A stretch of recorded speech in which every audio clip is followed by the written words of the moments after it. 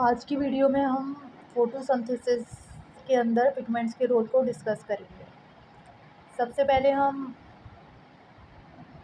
ये देख लेते हैं कि ये जो फोटोसिंथेटिक पिगमेंट्स होते हैं ये लाइट को एब्जॉर्ब करने वाले मॉलिक्यूल्स होते हैं जो क्लोरोप्लास्ट के अंदर मौजूद होता है, और ये लाइट को कैप्चर करते हैं और उस कैप्चर हुई हुई लाइट को ये कन्वर्ट कर देते हैं केमिकल एनर्जी में। और इस केमिकल एनर्जी में कन्वर्ट करने का जो प्रोसेस होता है वो फोटोसिंथेसिस के दरमियान होता है।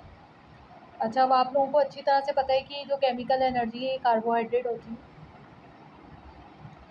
तो जो सोलर एनर्जी है वो कन्वर्ट हो जाती है केमिकल एनर्जी में, किस फॉर्म में? कार्बोहाइड्रेट की फॉर्म में। अब उसके बाद हमारे पास हेडिंग है टाइप्स ऑफ फोटोसिंथेटिक पिगमेंट्स। सबसे पहले हम देखेंगे क्लोरोफिल ए। क्लोरोफिल ए जो होता है वो ब्लू ग्रीन कलर का होता है। जब आप इसको क्रोमेटोग्राफिक स्पेक्ट पे देखेंगे तो ये आपको ब्लू ग्रीन कलर का दिखेगा। ये प्राइमरी फोटोसिंथेटिक पिगमेंट है। प्राइमरी फोटोसिंथेटिक पिगमेंट का मतलब क्या होता है कि फोटोसिंथेसिस में जो मेन काम होता है वो इसी पिगमेंट का होता है। इसके अलावा ये जो है वो फोटो सिस्टम 1 और फोटो सिस्टम 2 दोनों फोटो सिस्टम में मौजूद होता है, और ये प्रेजेंट कहाँ होता है? ये रिएक्शन सेंटर में मौजूद होता है।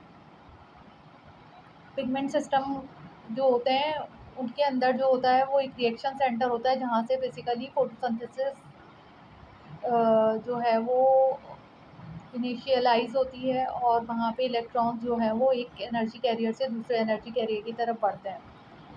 ये जो पिगमेंट्स हैं ये डायरेक्टली कन्वर्ट करने की सलाहियत रखते हैं लाइट एनर्जी को केमिकल एनर्जी में। इसके अलावा ये जो लाइट एब्जॉर्ब करते हैं ये ब्लू और वायलेट लाइट एब्जॉर्ब करते हैं, और ये जो ब्लू और वायलेट लाइट है ये 430 नैनोमीटर के बीच में इसका एब्जॉर्प्शन स्पेक्ट्रम होता है, और इसके अलावा ये रेड लाइट को भी एब्जॉर्ब करते हैं, तो जो 662 नैनोमीटर की रेंज में होती है।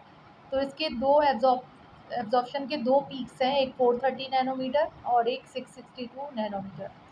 अब क्लोरोफिल बी की बात करते हैं। क्लोरोफिल बी जो है वो हमें जब देखेंगे हम क्रोमेटोग्राफिक स्क्रिप्ट के ऊपर तो ये हमें येलो ग्रीन कलर की नज़र आती है। ये एसेसरी पिगमेंट्स है। अब एसेसरी पिगमेंट्स का मतलब क्या है? मददगार पिगमेंट्स। इनका काम क्या होता है? ये एब्जॉर्ब एनर्जी को ट्रांसफ़र करते हैं क्लोरोफिल ए के पास। क्लोरोफिल ए जो है वो सिर्फ दो वेवलेंथ की लाइट को एब्जॉर्ब कर रहा है, तो बाकी वेवलेंथ की लाइट को एब्जॉर्ब करने के लिए उसकी मदद के लिए एसेसरी पिगमेंट्स मौजूद हैं, जिनमें से क्लोरोफिल बी है। वो क्लोरोफिल बी वो वाली लाइट एब्जॉर्ब करेगा जो क्लोरोफिल ए नहीं कर सकती, यानी कि वो 453 नैनोमीटर की लाइट को एब्जॉर्ब कर रहा है, जिसका ब्लू कलर ब्लू रीजन में होती है, और इसके अलावा वो रेड और ऑरेंज कलर की लाइट को एब्जॉर्ब कर रहा है जो 642 नैनोमीटर की रेंज में होती है। इसके अलावा एक और एसेसरी पिगमेंट्स है जिसका नाम है कैरोटिनॉइड्स। अब ये जो कैरोटिनॉइड्स हैं इनके जो कलर होते हैं ऑरेंज होता है और येलो होता है। जो ऑरेंज कलर होता है वो कैरोटीन का होता है, और जो येलो कलर होता है वो ज़ैंथोफिल का होता है। ये ऑरेंज और येलो कलर के पिगमेंट्स होते हैं। ये इनके अंदर कैरोटीन्स होते हैं और ज़ैंथोफिल होते हैं। मैंने अभी आपको पहले भी बता चुकी हूँ कि किस कलर के होते हैं। ये कौन सी लाइट को एब्जॉर्ब करते हैं? ये ब्लू ग्रीन लाइट को एब्जॉर्ब करते हैं। ब्लू ग्रीन लाइट का मतलब क्या है?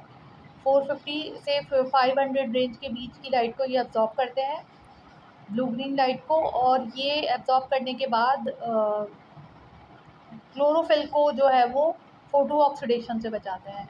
ये जो लाइट है ये ब्लू ग्रीन लाइट है।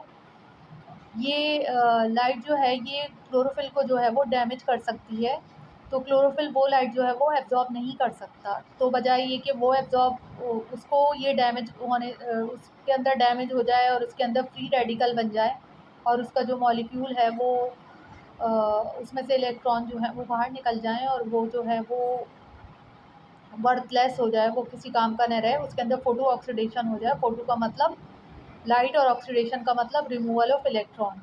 तो किसी भी जो एटम होता है या कोई भी जो भी मॉलिक्यूल है उसमें से जब इलेक्ट्रॉन निकलते हैं तो साथ में उससे प्रोटॉन भी निकलता है।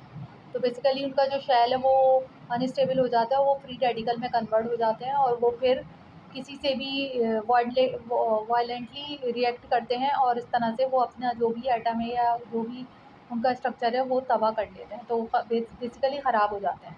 तो वो लाइट जो है वो बजाय ये कि क्लोरोफिल एब्ज़ॉर्ब कर ले, क्लोरोफिल ए, वो ये एब्ज़ॉर्ब कर लेते हैं और एब्ज़ॉर्ब करने के बाद अपने पास रख लेते हैं। इसके अलावा एक और पिगमेंट की रेंज 4th नंबर पे है हमारे पास फाइकोब्लेंस। ये फाइकोब्लेंस जो होते हैं रेड और ब्लू पिगमेंट्स होते हैं। ये जो फाइकोब्लेंस होते हैं ये रेड और ब्लू पिगमेंट्स होते हैं। ये हमें फोटोग्राफिक स्ट्रिप क्रोमेटोग्राफिक स्ट्रिप के ऊपर रेड और ब्लू कलर के नजर आएंगे। ये साइनोबैक्टीरिया में होते हैं और रेड एल्गी में होते हैं। रेड एल्गी को हम कहते हैं रोडोफाइटा। ये जो रोडोफाइटा होती है पानी में रहने वाले ऑटोट्रॉफ्स होते हैं जिन्हें हम एल्गी कहते हैं, और इनके अंदर जो पिगमेंट होता है वो रेड कलर का होता है, उसको हम कहते हैं फाइकोब्लेंस।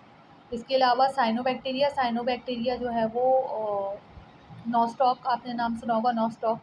तो ये नॉस्टॉक जो है ये बैक्टीरिया ब्लू ग्रीन एल्गी से बिलोंग करते हैं और ये इनके अंदर जो है ये फाइकोब्लेंस पाए जाते हैं, रेड और ब्लू पिगमेंट्स। ये जो है इनके अंदर कौन से पिगमेंट्स होते हैं, फाइकोरेथ्रिन होते हैं और फाइकोसाइनिन होते हैं। ये फाइकोरेथ्रिन जो है वो रेड कलर देता है और फाइकोसाइनिन जो है वो ब्लू ग्रीन कलर देता है। ये जो है कौन सी लाइट एब्जॉर्ब करते हैं, ये ग्रीन और येलो लाइट को एब्जॉर्ब करते हैं और बाकी लाइट को एब्जॉर्ब नहीं करते। कुछ को ये ट्रांसमिट कर देते हैं, कुछ को ये एब्जॉर्ब कर लेते हैं और कुछ को ये रिफ्लेक्ट करते हैं। तो जिसको ये रिफ्लेक्ट करते हैं वो रेड और ब्लू कलर में अपेयर होता है। अच्छा, अब इनके पिगमेंट्स के फंक्शन क्या है। ये लाइट डिफरेंट वेवलेंथ की लाइट को एब्जॉर्ब कर रहे हैं। ये क्या कर रहे हैं, लाइट की रेंज को बढ़ा रहे हैं, लाइट एब्जॉर्प्शन की रेंज को बढ़ा रहे हैं। अगर कोई एक पिगमेंट होता तो वो सिर्फ एक वेवलेंथ की लाइट को एब्जॉर्ब करता, लेकिन यहाँ पे डिफरेंट पिगमेंट्स हैं जो डिफरेंट वेवलेंथ की लाइट को एब्जॉर्ब कर रहे हैं, जिससे ओवरऑल जो फोटोसिंथेसिस है और की जो रेट है वो इंक्रीज़ हो रही है और ज़्यादा प्रोडक्ट बन रहा है और ज़्यादा कार्बोहाइड्रेट हमें हासिल हो रहा है। ये जो पिगमेंट्स हैं, जो एसेसरी पिगमेंट्स हैं, ये एनर्जी ट्रांसफ़र करते हैं क्लोरोफिल ए के पास और बेसिकली वहाँ से जो है वो फोटोसिंथेसिस का प्रोसेस स्टार्ट होता है। ये क्लोरोफिल को एक्सेस लाइट डैमेज से बचाते हैं, फोटो ऑक्सीडेशन से बचाते हैं। इसके अलावा ये फोटोसिंथेटिक एफिशिएंसी को मैक्सिमाइज़ करते हैं। अब समरी क्या है, अगर हम इसको समराइज़ करें, पूरी जो हमने पैराग्राफ पढ़ा है इसको अगर हम समराइज़ करें तो ये क्या है, क्लोरोफिल ए जो है वो प्राइमरी पिगमेंट है। फोटोसिंथेसिस, मेन फोटोसिंथेसिस यहाँ पे होती है।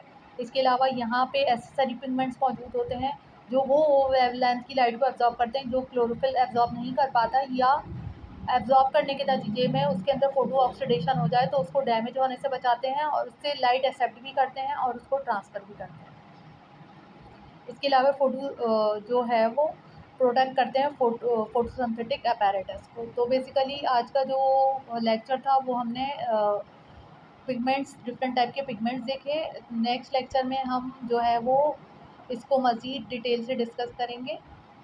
तो अगर आपको वीडियो पसंद आई हो तो इसे लाइक करें, सब्सक्राइब करें और अपने फ्रेंड्स के साथ ज़्यादा से ज़्यादा शेयर करें।